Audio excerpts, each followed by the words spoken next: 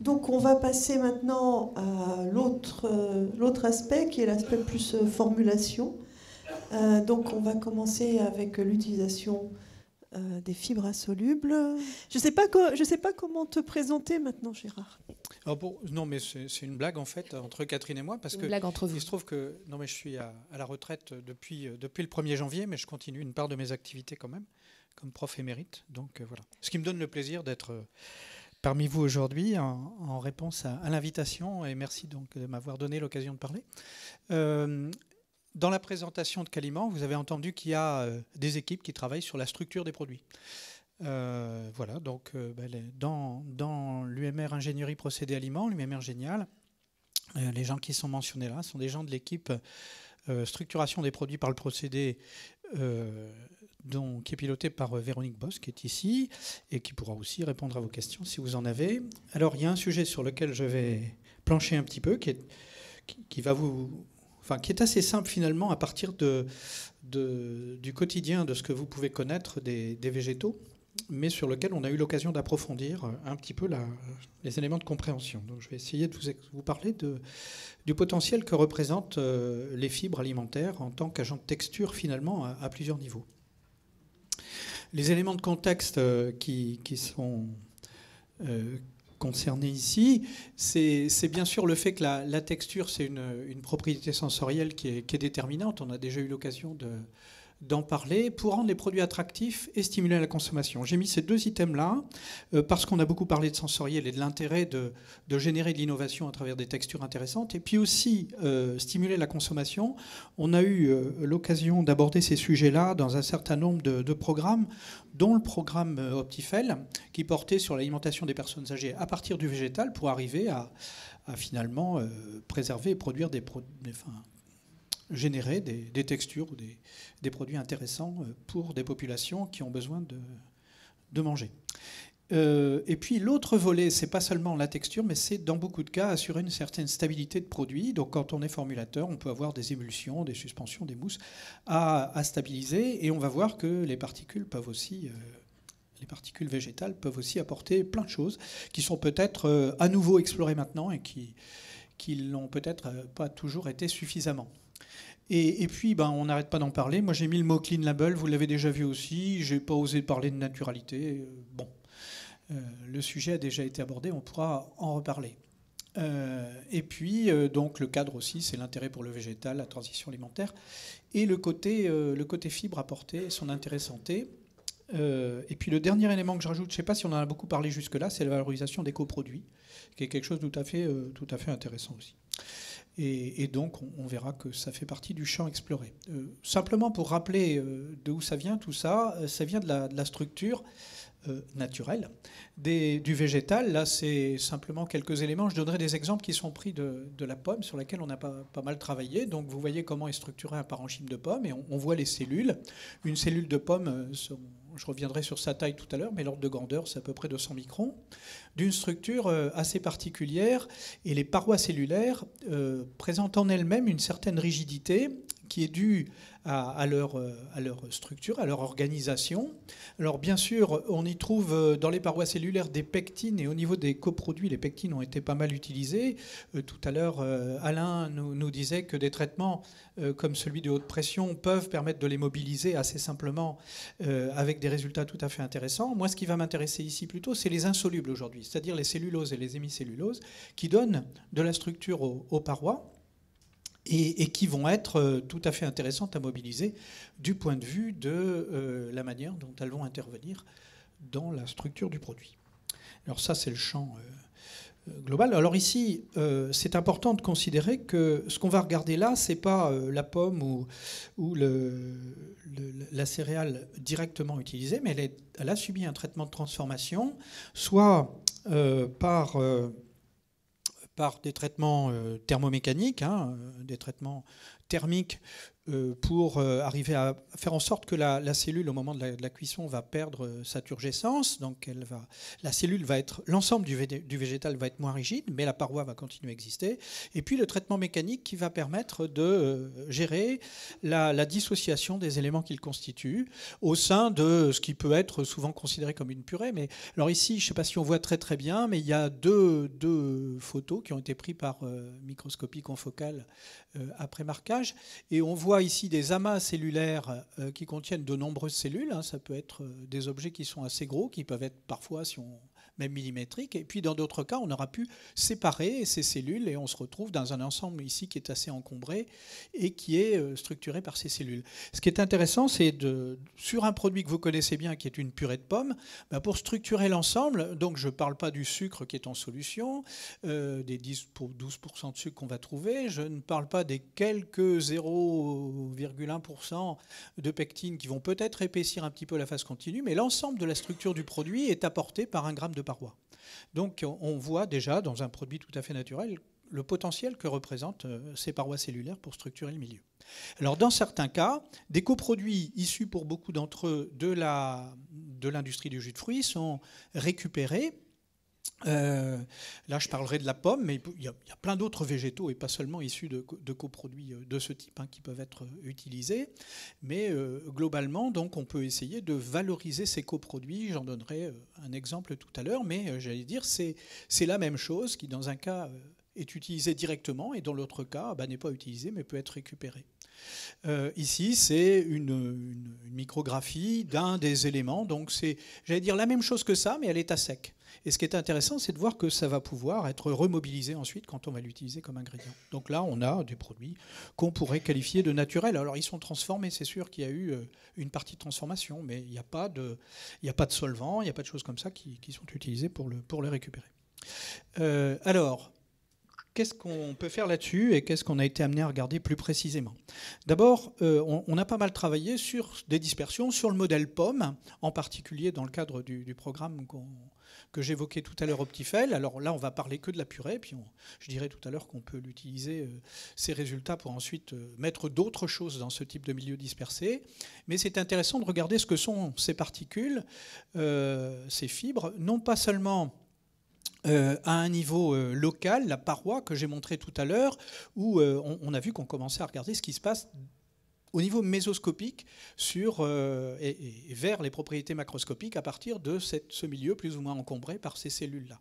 Alors, elles présentent plusieurs caractéristiques. Bon, sont clairement, pour ceux qui sont familiers de l'approche de la structure de la physique de la matière molle, comme on dit, c'est des particules qui sont grosses, donc qui sont très nettement non colloïdales, c'est-à-dire que l'agitation thermique ne va pas les faire bouger du tout.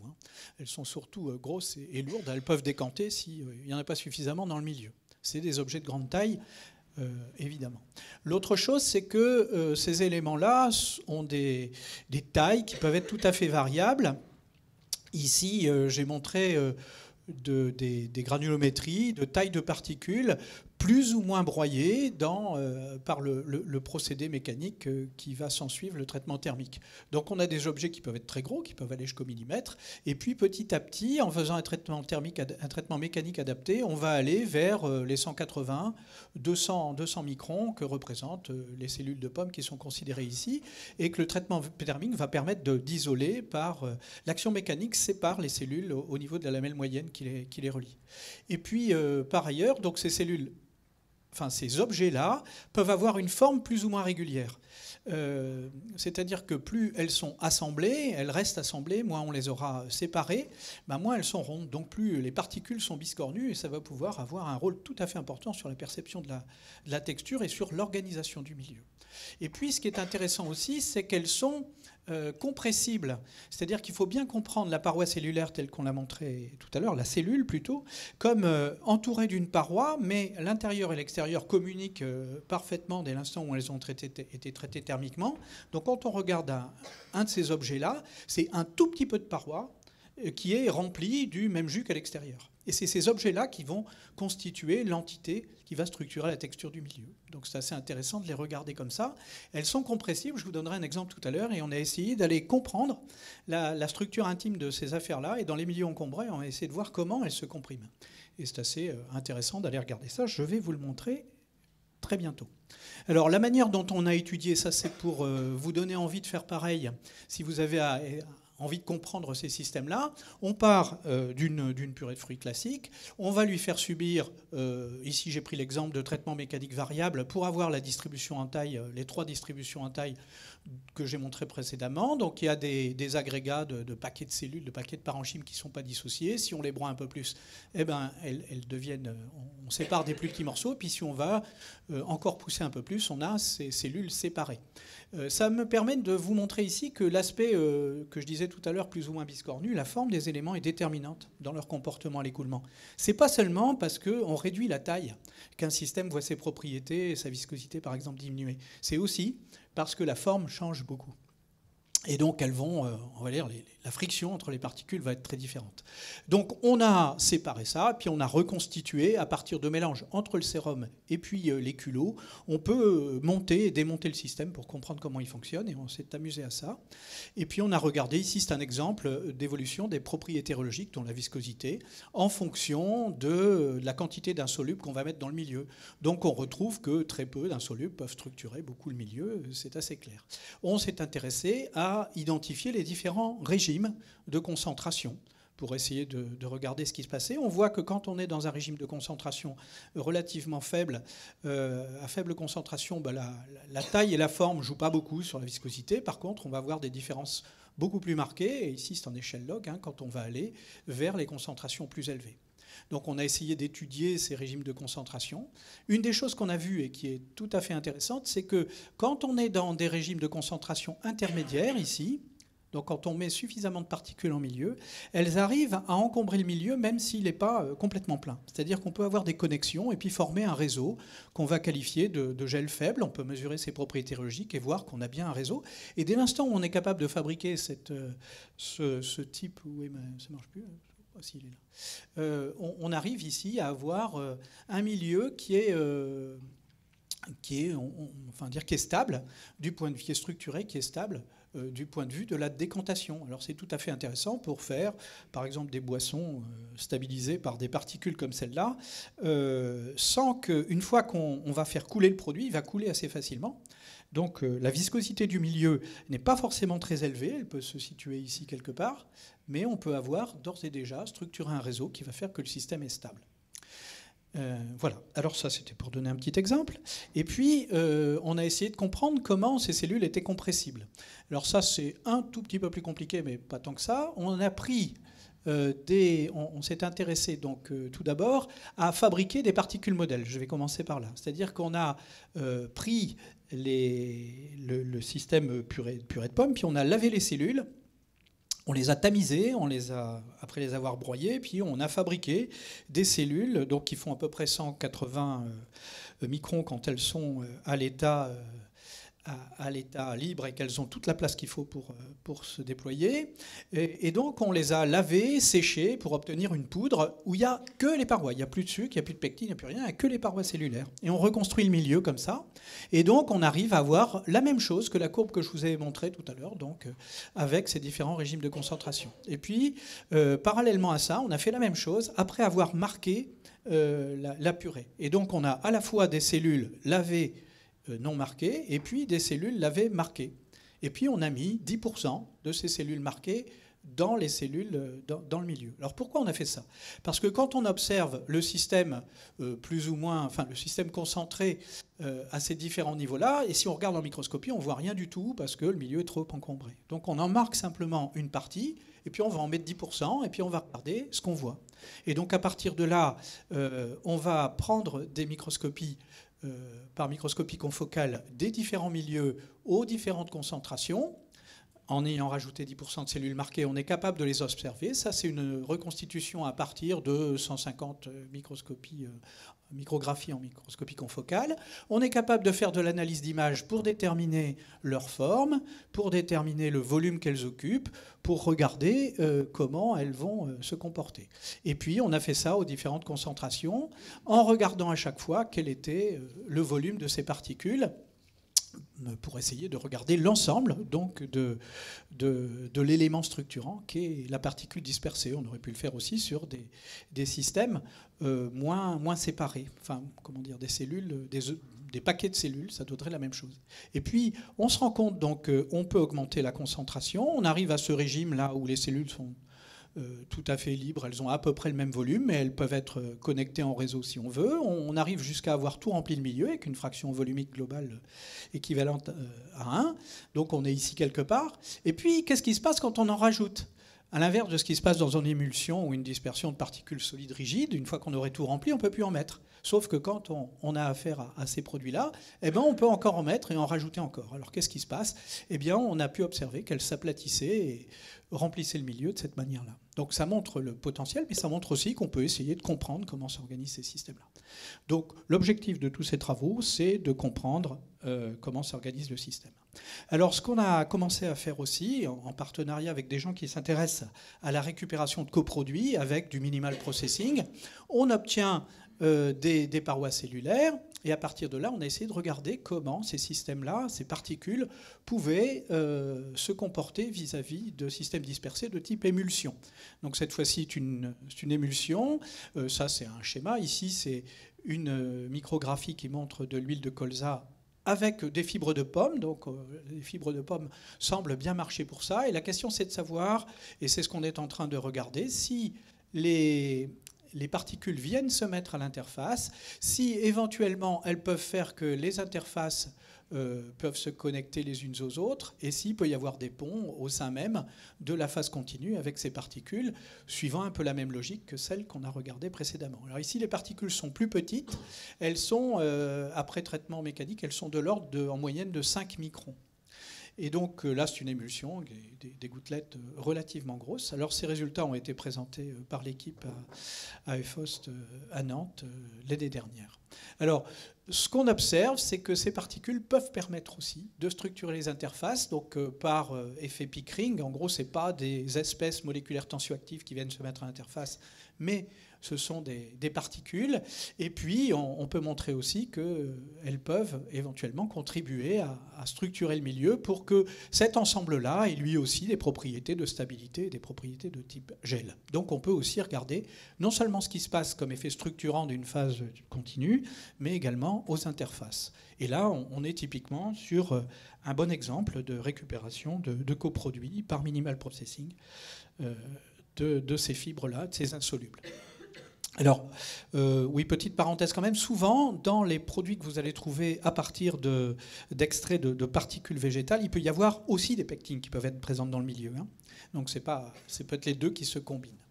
Alors, les perspectives d'innovation, c'est sans doute d'aller regarder la multiplicité des sources de matières premières dans ce domaine. Et là, c'est bien parti pour essayer de l'explorer. Que ça soit dans le petit livret, nous on a travaillé sur la pomme, mais dans le petit livret, il y avait donc l'équipe qui a préparé ça a mis tout un tas d'autres végétaux. Il y a du vert là-dedans, aussi bien des brocolis. C'est très très bien aussi. Enfin, alors, ce n'est pas exclusif à la pomme, évidemment. Il y a un des enjeux à maîtriser la variabilité en pilotant une formulation couplée et en ajustant les paramètres de procédé, traitement thermomécanique, et puis notamment...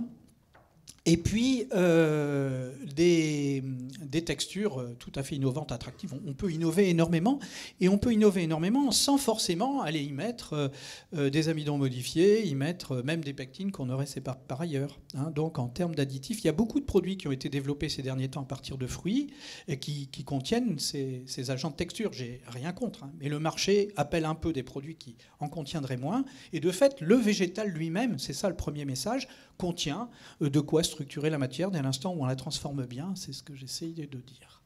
Donc on pourrait gérer la consistance, le granule lisse à partir de la forme des particules, le plus ou moins onctueux. On est capable, pour aller dans les régimes de concentration que j'évoquais tout à l'heure, vers le très concentré où les particules vont se tasser, si elles sont petites et comme elles sont molles, on ne les perçoit pas. Et on peut tout à fait faire des crèmes, on peut faire, et on a déjà fait, puis certains commencent à faire, des crèmes à tartiner à partir de fruits, simplement de particules bien managées, quoi, en fait. Donc on va ajouter aux traitements thermiques et mécaniques des traitements de concentration, ça peut être par centrifugation, plutôt que par évaporation d'ailleurs. Et puis l'alimentation personnalisée, c'est intéressant parce qu'à partir de cette manière de structurer le milieu, on peut évidemment aussi créer... ajouter d'autres éléments dans le milieu. Dans le cadre du programme Optifel, donc alimentation des personnes âgées, on avait notamment ajouté des protéines, qu'elles soient solubles ou pas. Ça impacte beaucoup d'ailleurs sur la façon dont le milieu va être plus ou moins encombré, mais on peut aussi gérer de façon tout à fait pilotée donc la texture des produits. Stabilisation Clean Label, j'en ai parlé aussi à travers les systèmes dispersés, les boissons, les soupes, les sauces, etc. Et puis j'ai mis en bas ici la question de la fermentation. Ce n'est pas vraiment directement sur le sujet que j'ai abordé jusque-là, mais il y a un potentiel encore peu exploré à partir du végétal en rajoutant une opération de transformation qui est la transformation biologique positive. Donc ça, il y a pas mal de gens qui travaillent là-dessus. Et dans l'UMR GMPA, vous travaillez sur ces questions-là et c'est tout à fait intéressant de pouvoir l'explorer également. Et si on regarde ce qu'on fait ensuite... C'est ça que ça veut dire what next. Je ne sais pas si vous avez vu. Il y a de l'anglais qui s'est glissé là, je ne sais pas pourquoi. Et donc, j'ai identifié simplement 3 champs à explorer ici. C'est la relation entre la structure du produit, la manière dont on va faire l'ingénierie du produit et la fonctionnalité, ici des fibres puisque j'ai parlé de ça. On pourra regarder plus précisément qu'est-ce qui va se passer en termes de relation entre la structure du milieu et la perception de la flaveur d'un produit. Ça a été pas mal étudié sur tout un tas de produits, des polymères plutôt en solution. Là, c'est des insolubles, donc c'est tout à fait intéressant à regarder.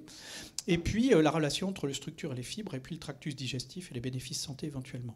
Interaction produit-procédé pour modéliser davantage les opérations couplées produit-procédé. Alors là, j'ai parlé des opérations de traitement thermomécanique. On peut tout à fait ajouter ce que Alain évoquait tout à l'heure au niveau d'autres types de traitements de type...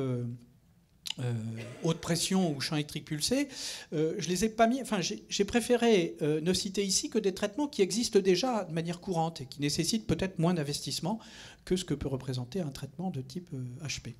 Et puis, à nouveau, les processus de fermentation, parce qu'il y a à l'évidence un champ qui est peu exploré aujourd'hui et qui mérite de l'être, c'est la relation qu'il va y avoir entre la structure de la matrice, en particulier liée à l'organisation du végétal et des fibres, avec les écosystèmes microbiens tels qu'ils vont s'installer. On l'a évoqué tout à l'heure, plutôt pour regarder ceux qui ne sont pas très sympas ou des sympas qui viennent éviter que les pas sympas s'y mettent, mais on peut aussi s'intéresser bien sûr à la biotransformation et à la relation qu'il y a entre la structure de la matrice et puis les écosystèmes, comment ils vont s'installer, transformer le produit. Je vous remercie. Merci beaucoup Gérard Cuvelier.